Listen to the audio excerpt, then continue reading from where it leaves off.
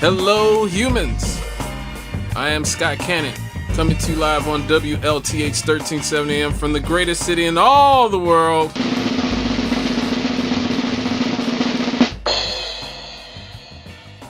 Gary, Indiana. And this is the Counterpoint.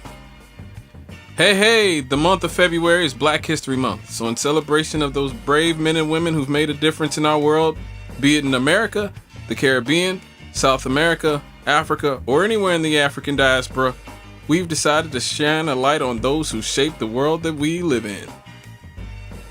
Well, folks, because of my revolutionary beliefs, I generally prefer to celebrate revolutionaries and political figures who've changed our society or the world whenever I make my Black History Month contributions.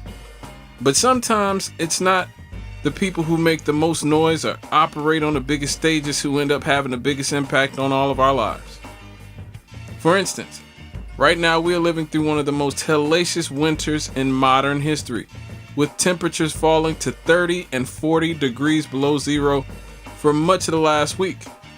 It's times like this that even a curmudgeon like myself has to thank God that I live in a 21st century where things like inside heat are not taken for granted. Well, that absolutely was not always the case. In the 19th century, when a former slave named Charles S.L. Baker invented the friction heater, which we now call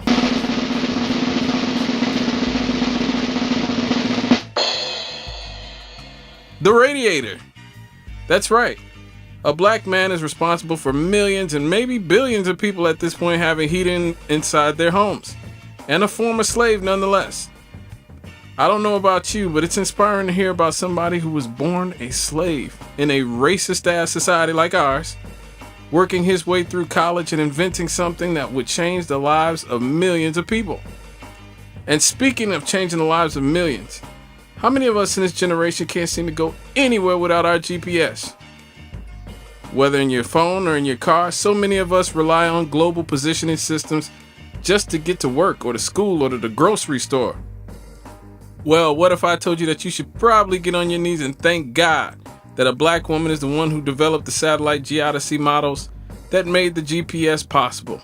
Naval mathematician Gladys West was the second black woman ever employed by the Naval Surface Warfare Center when she was put in charge of analyzing the data from satellites, which was used to create the GPS that you're using right now to find your way to the nearest gas station for Black and Mild cigarettes. Thankfully, unlike Mr. Baker, who died almost unknown and underappreciated, Mrs. West is still very much alive to this day and was just recently inducted into the United States Air Force Hall of Fame just a few months ago, which is how I even found out who she was. She almost went unnoticed, but it was one of her Alpha Kappa Alpha sorority sisters who read her bio in the alumni section and made sure that she got her due, which is another thing that we as black people have to do. If we know people who've done extraordinary things and aren't getting their due, we have to do a better job of bringing light to their accomplishments, because so many of our youth grew up only learning about the same few black people who did this or that and over and over again. That's why I always shout out Gordon Keith on the radio. He changed the history of music by introducing the Jacksons to the world. Vivian Carter of VJ Records changed the world by introducing the Beatles to America. Now, our final inventor may not have changed the way we live through winter or how we travel, but he certainly changed the way we have fun. How many of you had a super soaker growing up?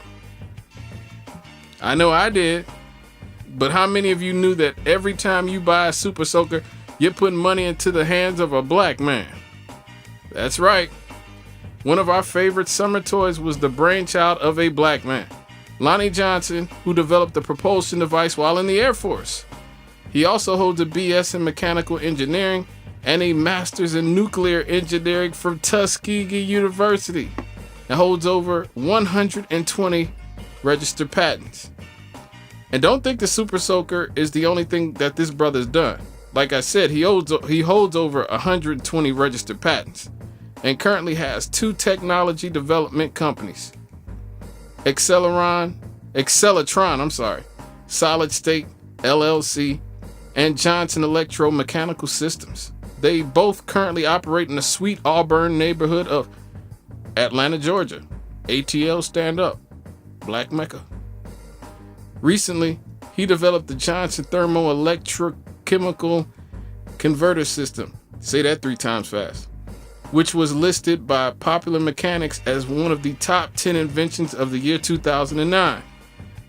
He's currently working with scientists from Tulane and Tuskegee to develop a method of transforming heat into electricity with the goal of making green energy more affordable for everybody. In the long run, the toy that he made that has generated over $1 billion in sales and made him a gazillionaire may only be a footnote in his illustrious career as an inventor. And so you see, all 3 of the inventors discussed today changed our world in an immense way. They didn't march or protest or change any laws or govern any countries, but their vision, foresight, drive, and determination allowed them to change the world almost as much as those who did. Okay, folks, you can chop it up with me on Twitter at The Chemist Lives. The Chemist is spelled with a K, as I am a product of the Gary Community School System. And we could talk about politics, we could talk about music, sports, anything other than the Super Bowl because I didn't watch it, and Lord knows I hate the New England Patriots. Or you could tell me how terrible I am at this job. Or you could just listen to me every Monday from 6 to 8 on Issues and Answers with Jonathan Boose. I am Scott Cannon, and that was the Counterpoint on WLTH 1370 AM. And catch us on the FM at 92.7. God bless the working class. God bless labor. And death to the corporate state. Amen.